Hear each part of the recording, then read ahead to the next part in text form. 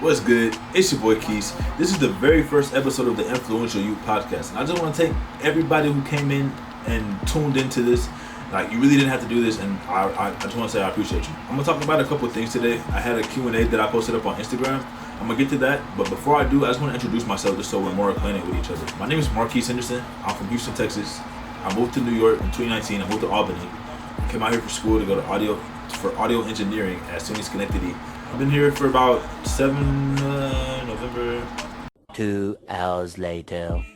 Just about a year now. So just to reflect on it, my first week here, it was a snowstorm, and I barely experienced snow in my entire life. Like, actually living in New York during the wintertime, and actually a blizzard. I think it was a blizzard that hit because like we were snowed in for like 2 or 3 days.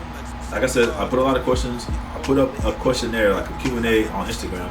Yeah, so today I got 4 good questions. I got a lot about FOREX, so I combined them all into one. So I'm going to go over how, why, and when I got into FOREX. I'm going to go over the power of your environment and the power it holds over your personal development. I'm going to go over mental health in the black community. And also, I'm going to be going over aliens because why not? Let's have something a little fun. The first question is, like, how did I get into FOREX? When did I get into FOREX? And my why. I guess I should say January is when I initially heard of FOREX. I was working as a teacher downtown, and I met my homie Ty. He's actually a photographer. Shout out to Ty. We kicked it at his crib one time, and all his roommates were on FOREX. They actually had like an event. This was before the pandemic. This was when it was okay to have people over at the crib. I believe Jop had hit like P600 at the time. It's crazy. Jop's P2000 right now. And if you don't know what I'm talking about, I'm gonna explain shortly. Just give me a second. But Jop had just hit P600. Dev was there. Giuliano was there. Like, it was crazy. It was a lot of people there that are big names now. It's crazy, and they're gonna be even bigger names. But yeah, so they were having an event, and I'm like, what the fuck is going on? I asked him. I asked Ty. He's like, shit, bro. They on that stock market shit, bro. I don't know too much about it, man. I told him I'll join it when I'm ready. I'm like, all right, bet, whatever. Like, we go back, we kicking it, we playing the game, whatever. So like some time go by. About two or 3 months, you know what I'm saying? One of them approached me. I say about a month or 2. One of them approached me, and one of his roommates, it was Devin.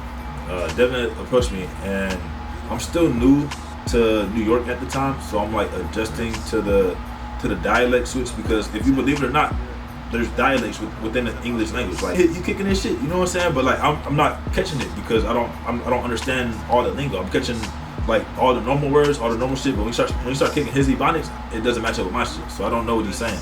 And I just start feeling like it's a pyramid scheme, blase. I didn't really give bro a chance. And come to find out, he's very knowledgeable. Some more time goes by, and I run into Giuliano. I met Giuliano through Ty. We had kicked it one time. We just made some music. It was dope. We made Duce, and he linked me with one of his other homies called Angelo. And me and Angelo made a couple tracks. We got some music coming out too. That shit gonna be awesome. But yeah, I met Giuliano, and we chopped it up, and we clicked off the rip. This is like right at the beginning of the pandemic. I had just got back from Houston. I had went to go see my family, and the day that I landed in Houston is the day that America officially started shutting down. It was like March 12th or March 13th or something like that, right? Later that week, I kicked it with Drew. We spoke. I told him I'm gonna link with him. I'm gonna come back. I'm gonna get my money, get my bread right. I'm gonna come fuck with you. You know what I'm saying? I was like, yo, I'm getting unemployment. It's not even my money technically. Like, I know it's my money, but like, it's not really like money that I work for. So I'm not like emotionally attached to it.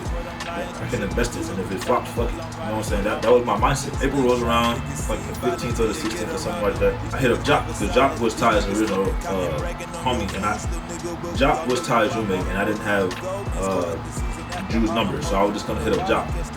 But somehow word got to Drew that I was gonna talk to Jock, and Drew blacked on Jock, and Jock gave him my number, and then it all went back and around, and I finally signed up, right? And we really started going ham on this shit, bro. I really didn't understand what was going on. I just know that I was making money, bro. I put $50 in my account. 2 weeks into the shit, I had $100, right? It wasn't a lot of money, but it was money that I didn't have before. Like I said, if I can get some money that's not mine, I can play with it, and it start making money for me, I'm gonna do it every time. You know what I'm saying? That's how I got involved. But once I got the gist of what FOREX was, what IM Academy was, because I'm in the IML. Once I got the gist of the two and how they go together and how they work hand in hand, I was like, damn. we could really do a lot of shit with this, bro. I make music. I got merchandise. My mom has a lot of plans she wants to do. Like I could pay for all of that shit for her and retire my entire family. You know what I'm saying? I'm like, bro, I can literally make an impact. And like one of my dreams is like I seen this 3D printer. It's like a really big, pretty industrial size 3D printer. I think is the word. But it's big as hell. You can print a house in 4 hours. Like how much some shit? Like three bands, 5 bands, some shit like that, right? So and if I can make 10 bands a month for 2 years, 3 years, and I have my same living arrangement as I do right now, I feel like I could make a really big impact in the world. I wouldn't even keep the money, bro. I would literally just stack up. Every time I can afford one of those, I would buy one. And then whenever I can afford to buy another one, I buy one. And I just keep doing that. And then I'll get to the point to where like, yo, now, like do that for a year, and then the second year, I'm stacking up bread to make sure my mom can start her own logistic company or whatever she wants to do. And then she has connections in the logistic world, and then I can just ship it over to West Africa or anywhere in Africa, anywhere that needs settlements, you know what I'm saying, and just create housing for people. Like homelessness shouldn't be a thing in this world, bro. Like something that really irks me. Every time I see a homeless person, I try to do something. If I don't have anything, like I try to, like if I don't have any cash, I'll be like, yo, you hungry? Like, you know what I'm saying? Something like just to get my consciousness. You know what I'm saying? I have very guilty consciousness. Even though it's not my fault that they may be homeless, I just feel like it's my responsibility to do something if I have the ability to. So another good question I got was, how does your environment dictate your personal growth? I believe that a lot of people feel stuck. You know what I'm saying? A lot of people feel like they're not going anywhere in life. They're running in place. And some of that is just based off your environment. If you're around people that are negative, they're constantly bringing you down. They're not trying to help you grow or be better than you were yesterday or the day before that or any time prior to today and tomorrow. Like, they're not good people. They shouldn't be around you. They're constantly leeching your energy. You're constantly having to make them feel better about themselves. That's not somebody you want to hang around with. Like, granted, yeah, you have friends you want to take care of and make sure they feel better, but if you're constantly donating your energy, you're going to start feeling like they're feeling. You're going to be feeling depressed. You're going to be feeling shitty. You're not going to be wanting to go to work or do anything. You're just going to stay in your room, and you're going to be fed up with yourself. You know what I'm saying? And vice versa, like, there's a lot of people that are growing businesses. Like, well, it kind of goes hand in hand with what I just said. But like, you're going to business and you got a bunch of lazy co-CEOs, and they're just riding your coattails. If you don't move, nothing else moves. You don't need to be doing business with them. You know what I'm saying? Like, your environment really dictates your success. Not your success, but your trajectory in life. Like, if you want to change your life, change your environment. Like, if you're doing, like, yo, perfect example, this guy. I moved from Houston, Texas to Albany, New York. Completely different. I was super depressed in Texas. I was going through some things. I'll probably talk about it on a later video. It's so much I want to say, and I'm trying to compress it down to as little as possible. You know what I'm saying? I feel like my life was just, I fucked up. I feel like I ruined it, and not realizing how young I was and how much time I still had left to correct all the things I had messed up in the past. You know what I'm saying? I had just completely given up and had no hope. Never mind. So back to lighting things up. You feel me? Moved to New York. And I met a lot of amazing people, a lot of motivated people, and that really drove me to be a better me. You know what I'm saying? I'm working out and stuff now. I'm taking care of my skin. I'm trying to. I still got a little pimple somewhere, but like, you know what I'm saying? I'm trying to do better. Like, last thing is taking care of my hair. Like, it looks a mess right now, but trust me, it's healthy. I've been washing it, oiling it, and stuff like that. I'm just growing it out. I don't really like picking it out because it damages it, but like, my whole energy is different. I used to be so sluggish and so slow. I would mumble. I wouldn't even speak up. But now, when I speak, people hear me. And sometimes I still catch myself mumbling, and I gotta just snap out of it. I feel like I have a lot of positive things to say. You know what I'm saying? I don't want to say they're important. Anyway, so that's